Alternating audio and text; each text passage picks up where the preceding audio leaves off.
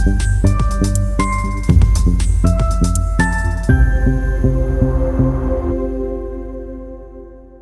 good afternoon for everyone, and welcome to the second day of the cycle of webinars, which is foreseen within the project EYES, Entercomp, to create youth employability and social value. It's a pleasure to host you here today. My name is Federico. I represent the organization TDM 2000, which is the coordinator of this project. The project EYES is financed, I remind for the ones that has been participating in other webinars of the cycle, is financed by Erasmus Plus in its youth chapter. Erasmus Plus, the program of the European Union, and specifically by the Key Action 2 capacity building, which is an action which provides the opportunity for cooperation among youth organizations coming not only from the EU, but also from neighboring countries. So in this case, our project is set as a cooperative partnership between the two shores of the Mediterranean, and is putting together 6 organizations from Italy, Greece, Spain, Jordan, Tunisia, and Egypt. And its main objective is exactly the one of passing forward and provides concepts and useful tools in order to support young people in developing new social enterprises. So this kind of economic organizations, let's say, which not only are moving from an economical point of view, but as well are providing for its majority a social impact. So an impact which is feelable by the community and by the environment at local or global level. I will share with you again in our group chat the link to the website of our project. It's socialentrpreneurship-youth.eu/eyes. If you go just in the container socialentrpreneurship-youth.eu, you will find links as well to other projects which are connected with the same topic of social entrepreneurship and young people, and you will be able to find as well other ideas, other tools, publications, and so on that were developed. It's one more platform and service that our project is offering, together with the manual for non-formal educational activities for young people that want to become social entrepreneurs, the research on the state of art that we carried out before, and the local workshops that we will soon run in the 6 countries which are part of our partnership. So in case you are from Italy, Greece, Spain, Egypt, Jordan, or Tunisia, don't miss a chance to get in touch through the contacts that you can find in the website with the organizations that are responsible for the project in the different places, in order to maybe have a spot and the possibility to take part in those workshops that will follow in the next months from January until March, roughly. This is more or less it as an introduction. Today, our first webinar of the day is going to be about, I think, very interesting and very relevant topic, the topic of basically being able to pass from the idea that someone might have to the practice, so practical implementation of an idea for a project and a new social enterprise, and also overcoming and dealing with the fear of failure, which is basically, yes, one of the main issues and one of the main obstacles that young people are encountering when deciding if to start their adventure as social entrepreneurs and maybe as entrepreneurs in general. Before I pass the floor to the responsibles from the organization which will be carrying out this interesting discussion today, which is the Institute for Entrepreneurship Development from Greece. I would just like to remind you a few things. One is please keep your microphone off, so we avoid that it might disturb the speakers while they are presenting. And second, very important thing is if you have any questions or comments, please do it through the chat. You are here as participants today, taking part in the live implementation of the webinars, which gives the main advantage of having the opportunity to ask direct questions to our speakers and presenters, while other people that are not here with us today will just have the opportunity to re-watch the webinar later on. So of course they will get the main insights from the presentations, but they will not be able to interact directly with the speakers. So use this opportunity through the chat. If you don't get an answer during the presentation, no worries, as in the end of the 1 hour in which the webinar is supposed to happen, you will have the possibility to get the answer. So we kept a space dedicated for that, and definitely we will have the chance to provide you more information. I think that's all for now. And I have the pleasure then to pass the floor to Vaia Kiratsuli from Institute for Entrepreneurship Development, or in short, IED, from Larissa, Greece, which will introduce us to the webinar of today. Vaia, the floor is all yours. Hello, everyone, and good afternoon. My name is Vaia, and I represent the Institute of Entrepreneurship Development. It is located in Larissa, a city in central Greece. And my guest speaker for today for the webinar Fear of Failure and From Idea to Practice is Ms. Elisabeth Lachi, who I will introduce later. For now, I will share my screen and we will start seeing a few things about the topic of this webinar, which, as I already said, is about the trip from idea to practice, and the fear of failure that arises in this trip. Of course, as you know, we all have innovative ideas, and as Federico said, most of us, if not all of us, we are interested in entrepreneurship and social entrepreneurship. So the most important question is, how can I turn my idea into reality, into a practical aspect, into a business, in more plain words? So here are very simple steps of how and what we should do and start with. First of all, we must identify the problem, because our idea must correspond to a problem or a situation that needs to change. This starts with the customer, so the first decision comes with, who am I going to address? What problems do they have on a daily basis, and I need to support them? After this definition is very clear to you, then you have to research your idea. But why should we do that? In order to understand the target market, the demands in the market, how long, or if there are other similar products or services in the market, and of course about competitors. Competitors are very important to be identified at these steps in order to know either how to take examples or what to fight in order to be even more competitive.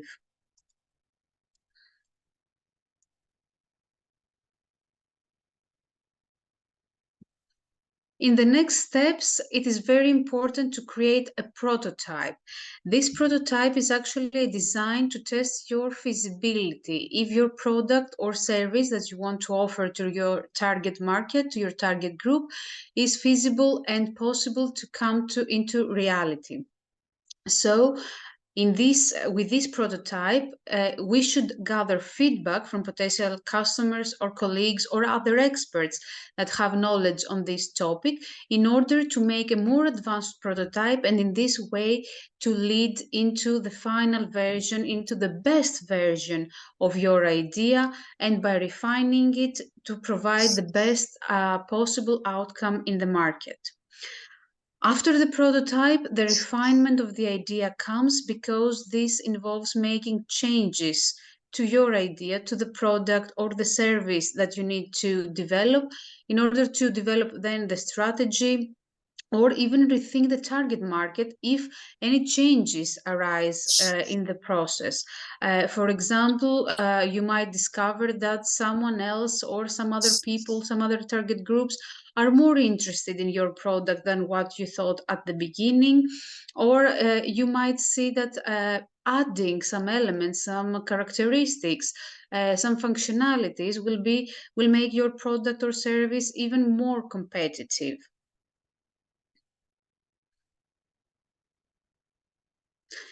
Then a business plan must be created. This, of course, is based on the target market, on the characteristics of your product or service, and generally your idea.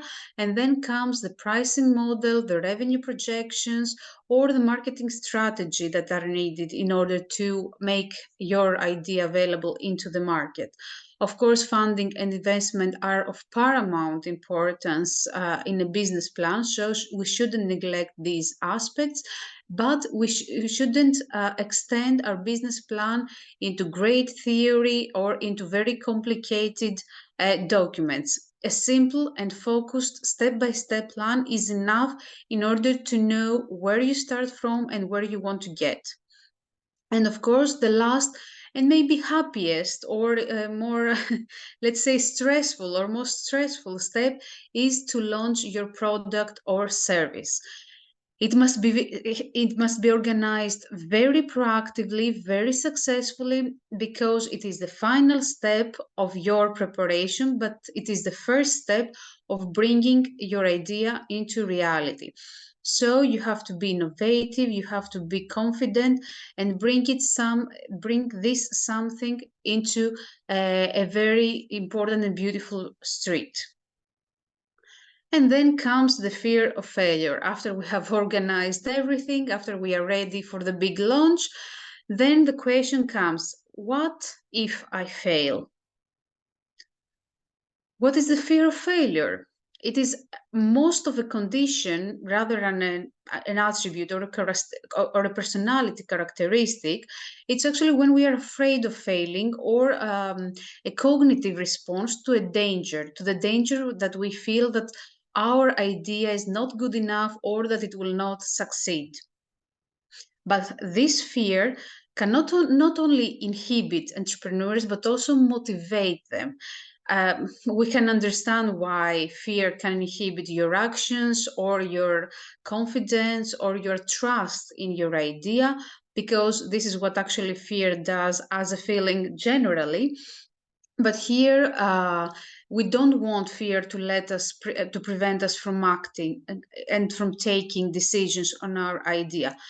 This might lead us to greater effort. So this motivation from greater effort can lead to increased stress levels, but also to more motivation and confidence to succeed. So while fear is a normal emotion, a normal reaction to this unknown process, anticipating and controlling are essential skills that should be addressed in order to find motivation and work harder to succeed. For entrepreneurs, courage is actually, let's say, the opposite, or the skill to face fear rather than the lack of it. So it's very important to recognize that you have fear, that you are afraid in your entrepreneurial steps, and with this to come to the new path. So an entrepreneur's persistence, if it is positively correlated with concerns about, let's say, opportunity cost, financial stability, funding availability, or other very practical aspects of their idea, is what will make them succeed, because they will think of their idea more rounded and thoroughly.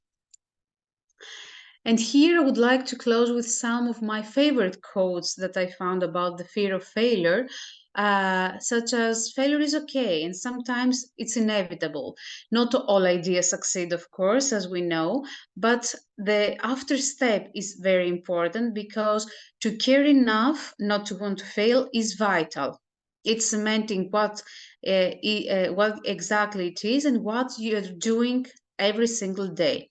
So according to this quote, it's like you can't fail because you can't because other people rely on you. So if you know that you have this motivating factor behind you, it's even easier for you to work harder and go a step further.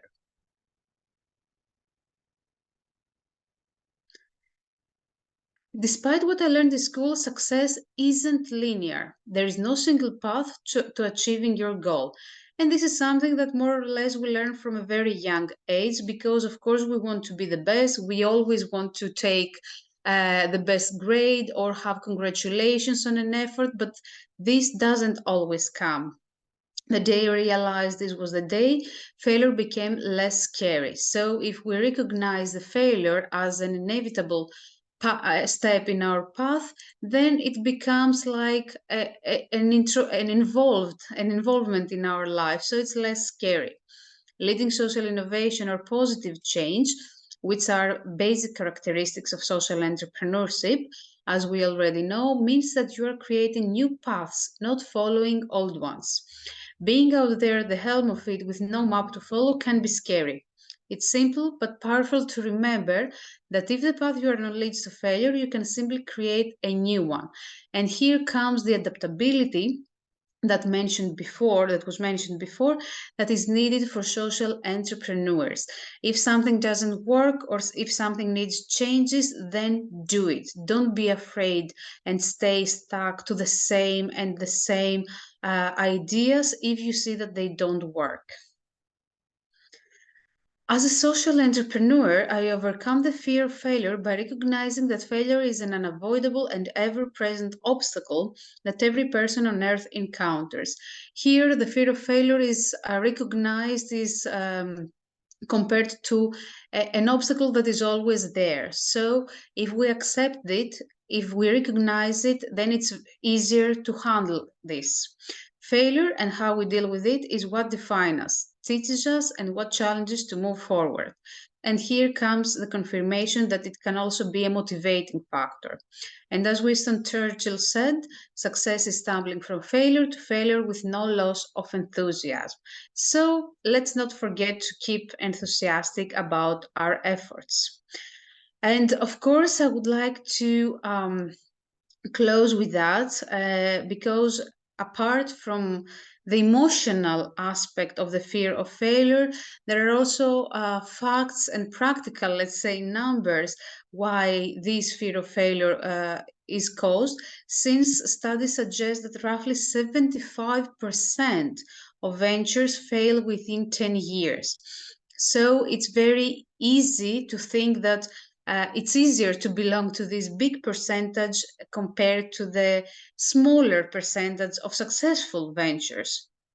So it wouldn't be profitable for the entrepreneurs to ignore or minimize the fear of failure and its consequences, because they include insolvency, workers being processed, social disgrace, individuals losing their jobs, which are very important and we should address. So entrepreneurs' ambitions might sometimes shift as a result of as a result of their fear of failing. So when there is a higher fear of failing, people could choose more difficult but attainable goals, and this could be a feasible approach for someone to follow instead of having very difficult or very big and great goals.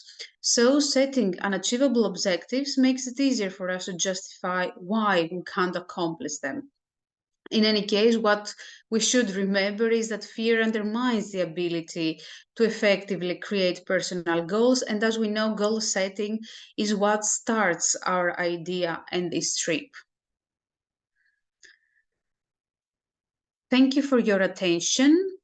And since we started with a little theory on the fear of failure within social entrepreneurship, now we'll introduce you to Elisabeth Laciu, who will share with you more practical steps to actualize ideas and navigate the entrepreneurial journey, including the ever-present fear of failure.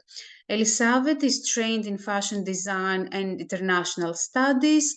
and she has owned marketing communication skills across several industries where she has worked.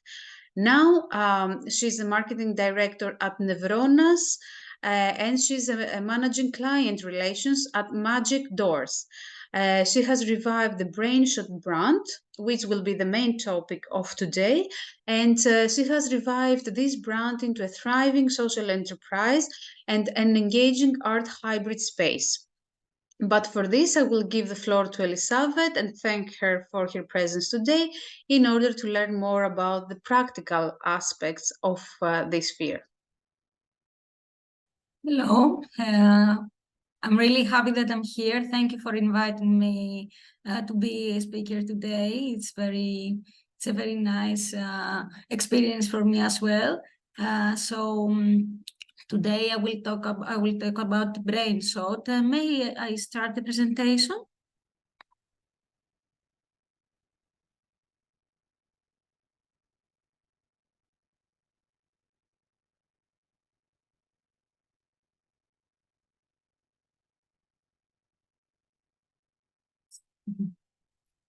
So Brainshot began as an urban fashion brand, a canvas where the threads of creativity and social purpose intertwined.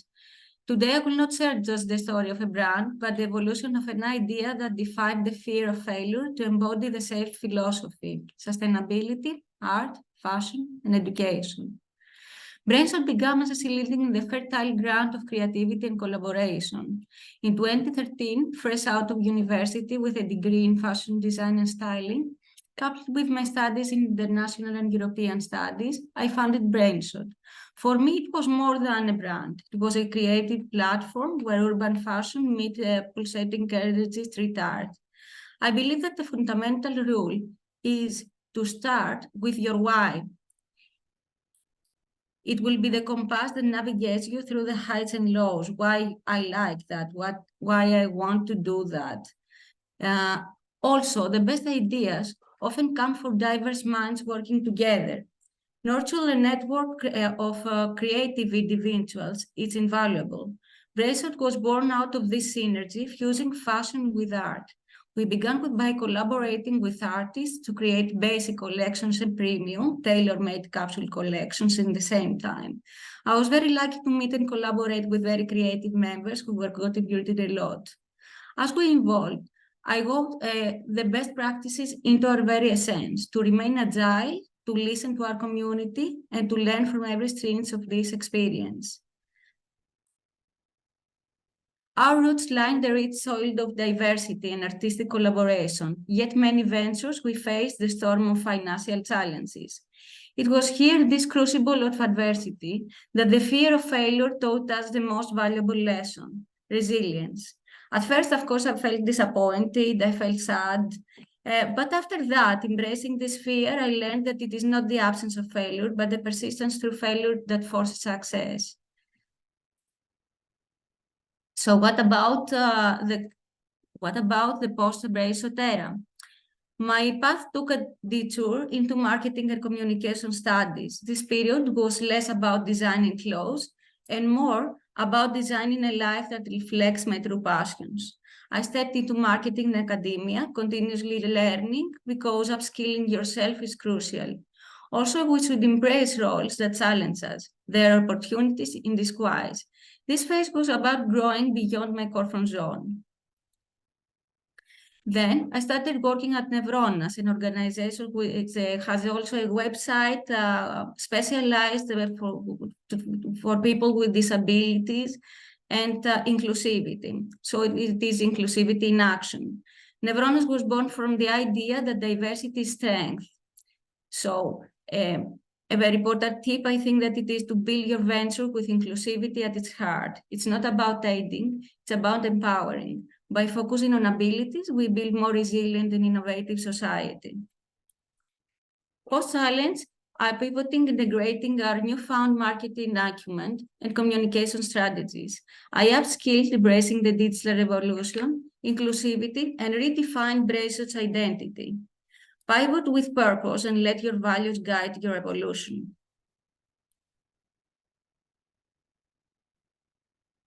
So, We reimagined Brainshot not just as a brand, but as a movement. This time, it wasn't just about what we created, but also it is about who we impact. Aligning business with social good isn't just ethical, it's sustainable.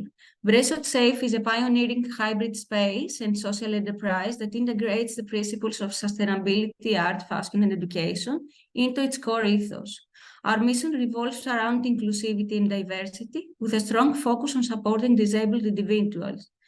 We are committed to creating ethically produced sustainable fashion and art in collaboration with artists, including those from vulnerable categories such as disabled people. Our art events, performances, and discussions will center on promoting dialogue about social issues, inclusivity, and diversity, with special emphasis on empowering and uplifting individuals. Through educational programs, we empower the underprivileged and young, with a particular focus on providing skills and opportunities to all these people. So, I really want to show you, I didn't change the presentation slides, but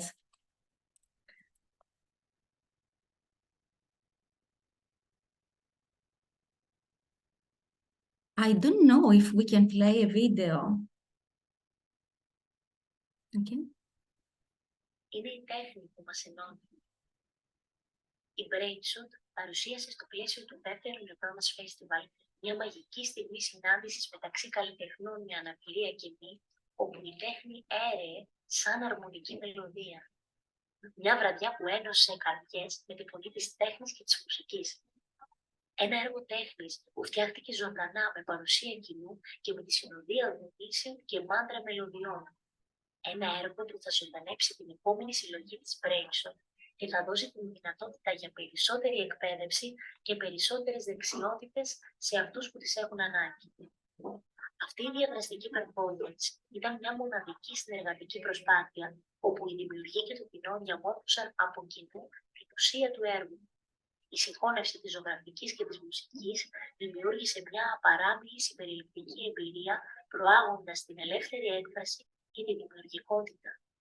Η ενέργεια, η παρουσία και η συμμετοχή του κοινού ως καλλιτέχνες διαμόρφωσε την ίδια την ουσία του έργου μας. Αυτή η μοναδική εμπειρία που ζήσαμε όσες και όσοι ήμασταν εκεί είναι απλά η αρχή. Η πιο ελπιδοφόρα και μαγευτική αφιτηρία ενός συμπεριληπτικού ταξιδιού που εστιάζει στη δημιουργικότητα, την εκπαίδευση και την αποδοχή της διαφορετικότητας. Εις το επανειδή.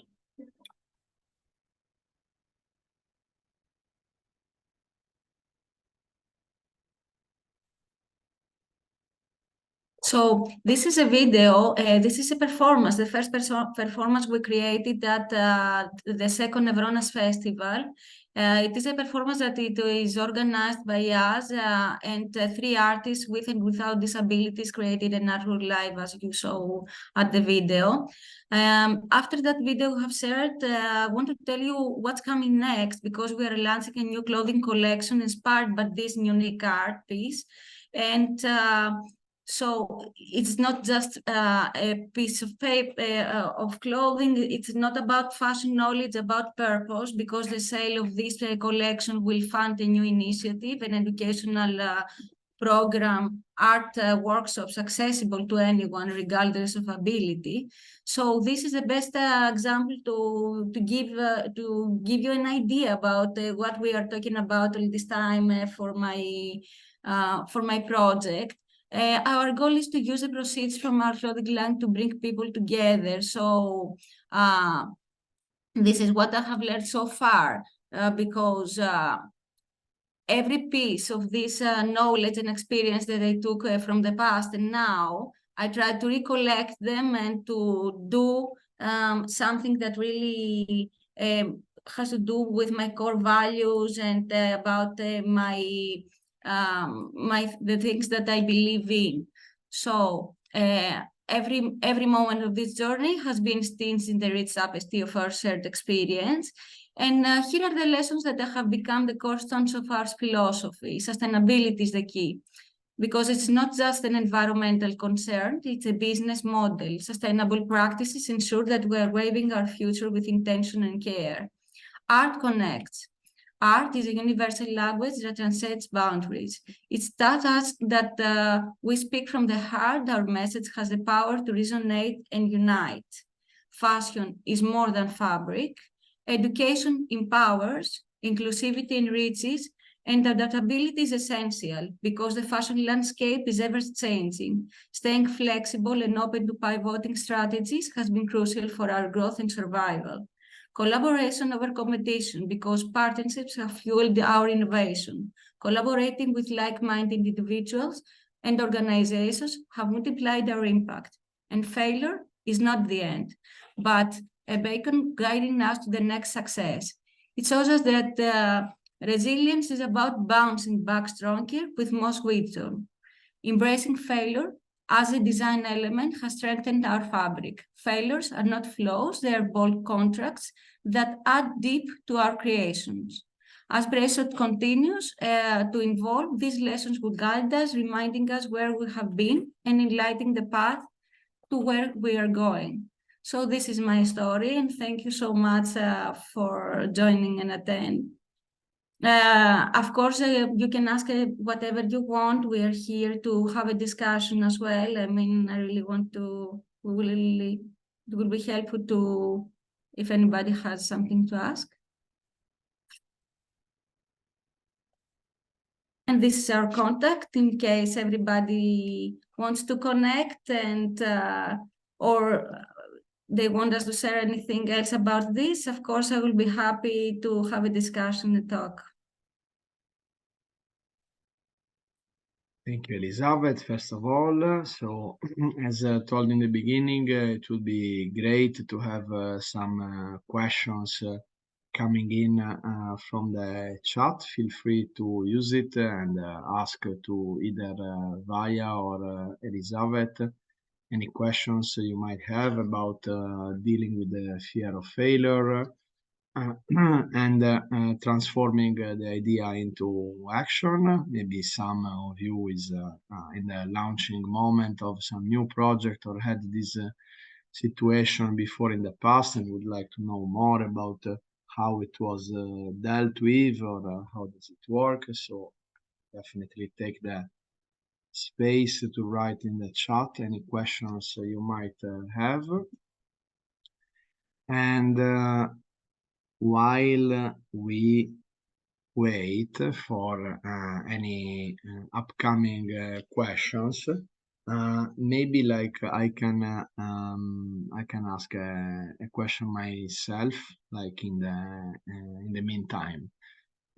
To Elizabeth, I think it's relevant in this case because it's more practical and about her story. So I believe that, like, for example, now we talk about Brainshot, which is your latest project, your latest entrepreneurial idea that you recently launched, and that's the point. Like, it's an entrepreneurial idea, so for sure, like, it started as an idea, as something maybe in your mind that you were reflecting upon.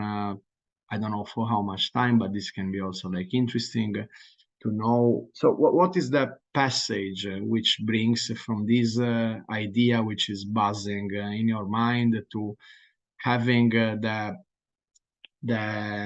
movement to make it become something real, something practical, and what kind of action it requires to not keep it there as something theoretical and make it become something with body, let's say.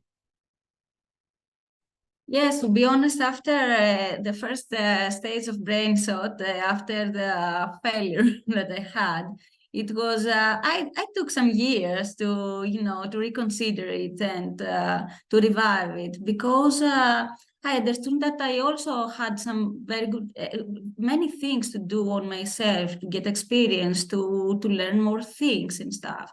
So when I was free of all the feeling of the failure and stuff, then I started to go creative again and to collect all these experiences and knowledge. And the time that I thought that it's about time to start again, it was the time when I knew exactly what I really wanted to be right now, about the inclusivity, about all the people there, the community. I started that it is very easy now at the first stage now again, because I'm very lucky to have very, very nice people around who are also very, they are also occupied on this kind of things, and with people with disabilities and members of the families, and artists and stuff. So I think that you create the environment. We all co-create the environment to be together and have a same vision of on life and on this kind of project. So I think that it is the most important thing. Thank you for asking. Thank you, Elisabeth. And based on that, there are some other interesting questions. The first one is about concerning failure, how we compel ourselves to move forward and take steps despite the existing fear. From my side, and then I would like to hear yours, I think the most important thing that was mentioned earlier was that to take the fear as an emotion and the failure as a possibility as granted. I mean, of course, we all want to succeed when we try something new, or we try when we start something very inspiring or something that we love very much. So we can't imagine failure to be a chance to that. But the more we see it as a possibility, or the more we embrace it, the more we take it as a let's say as potential, the less we will be afraid of it. So if you see it in its realistic aspect, that okay, it is here, it can't go away unless I try, then I think this is the most important step to take, to recognize it and know that you have to work with that side by side. And similar to the next question, when and how to decide it's time to take a first step in a project when fear stops you. I would like to hear you, Elisabeth, because I think you took these steps when you had the fear. Yes, you're right. You're right. But I think that the most important thing is to don't take that failure on your, about yourself. You're not failed. The project failed. I mean, so you have to go a step back, see what's going on, get your feedback, and recognize the mistakes, so to not make them again, or to reconsider things in another way. So if you do this, you are not, we don't have to be so, to punish ourselves about a failure or something, because sometimes it's from circumstances or from us. But okay, it's not something that it is really, we can overpass these kind of difficulties and be stronger. So yes, this is the most important thing, to don't consider yourself as you failed. And yes, I agree with that. And actually, what I would like to add as not so personal perspectives to that is that some steps that we could take as entrepreneurs, or as let's say people making some efforts, is that usually the emotional control, some problem solving solutions, or learning more things, or seeking for some support can help you with feeling even stronger or more prepared for all these feelings and all these unexpected situations that you will deal with. So you're even more prepared either to deal with the fear of failure, or taking some measures, let's say, not to blame yourself, as very importantly said, or to follow a different path if it's needed. And another question now is that For me, it's quite difficult to deal with the fear of being irrelevant to my customers. Sometimes I think, am I offering something that really has an impact to the people that comes to our events or exchanges? Even if we have received in Brigal quite good feedback, I have to deal with unease with this matter, having the fear of not doing things good enough. Did you experience something similar in the past? And if yes, how did you deal with it? Yes, yes, of course. But yes, I also had this kind of experiences. But it was not the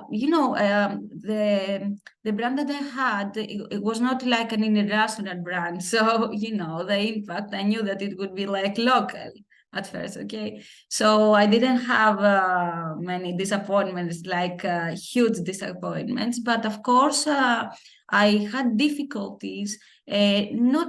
Not with my clients, but me getting improved all the time, because as in many countries it is a very difficult thing to be a young entrepreneur,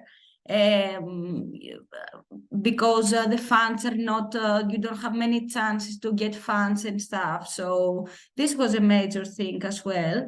But also this kind of experience that you talked before, yes, I have experienced it, but I didn't feel that we didn't have impact. I felt that we could do better, but at that time I was afraid to risk a lot because I was very young and I wasn't very experienced. So when I had to go one step and to go forward, I went backwards. So yes, this is I think that it was a huge mistake, but okay. I was very young, and I think that we can make mistakes. And I suppose that since you made this mistake, now that you started over, you knew how to deal with this mistake and what to do in order to avoid it. Because a similar question follows about how to let potential customers understand that what we offer is not a failure and it is going to be beneficial for the whole community, not just for ourselves as entrepreneurs who probably will have a financial benefit first of all. So how can we show it to the whole community?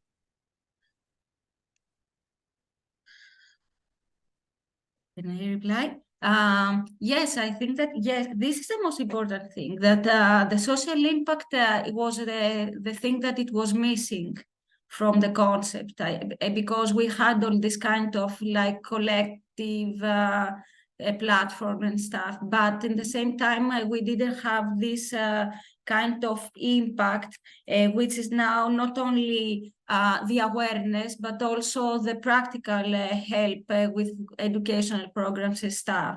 So we can reach out these people because we are very good connected, and I know we know their needs, and we're trying to do something which will have impact and upskilling their knowledge and stuff. So yes, I don't know if I answered your question though. I hope so, because it wasn't actually my question. I just read the questions from the chat, so thank you for that. Please, if you have any further questions, we would like to see them.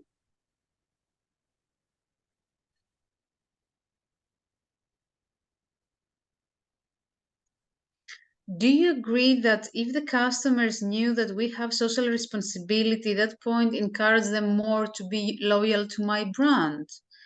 So I think that here we address the fact that how much and if we should disseminate, we should show that we have social responsibility, right? For sure, for sure.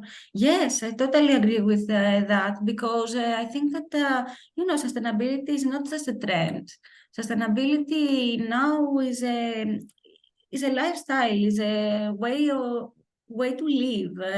And if somebody have a good experience with a brand, and they know and they have seen something, I mean, even in person or digitally, that it is touching for them, and they know that they are true and very honest the vision, I think that yes, that they will be loyal to the brand, in my opinion. If I can I intervene hope in so. this, there is like very interesting idea also that I would connect with other concepts that we treated with the webinars, which is like maybe the fact that we have a social responsibility or we are aiming to a social impact will make customers more loyal to our brand. But another question should be like, do we have to care about that? What do I mean? Like that we should be like socially responsible because we care about having a social impact and dealing with some issues that there are in the environment or in the society, in the community, and not doing it because we want the customers to be more loyal toward us. Otherwise, we might incur in a trap, which is one of the ones connected with ethics that we have been discussing before. So I believe that like the answer to the question would be yes, but also like first of all we should be caring about what objective we want to reach in terms of social impact. And then if the customers are happy about that, then that's also a plus, of course, but it should be coming second, I think. I agree with you, Federico, because actually social entrepreneurship initially started with a positive social impact. It is one of its main characteristics, but usually we tend to see brands or companies or entrepreneurs promoting the social aspect more than following or serving this social impact. So I think that, yes, it should be the leading characteristic, the primary goal. And of course, since it comes with a benefit, we shouldn't leave it behind. It's something that we should know because the customers who follow a brand for its social positive impact will become the loyal customers that want this impact. Elizabeth, am I thinking right? Yes, yes, this is my opinion too. I agree with both of you, but I think that if a brand leads and they have many people who are supporters and stuff, and they, they're educated in this kind of life, and they're changing their philosophy to a better way, a greener way, which is very important to start changing our point of view and vision in life and in everyday life as well. Thank you.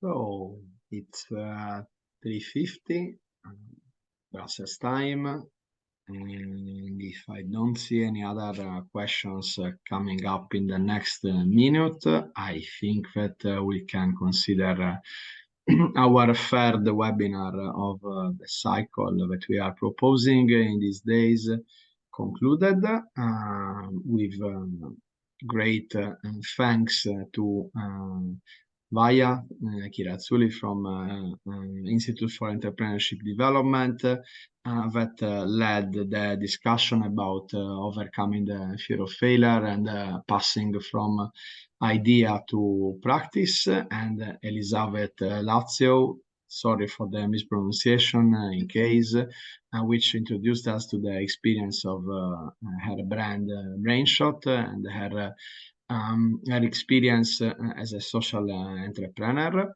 I would like to thank you a lot for this hour that we spent together, first of all, and close the webinar here.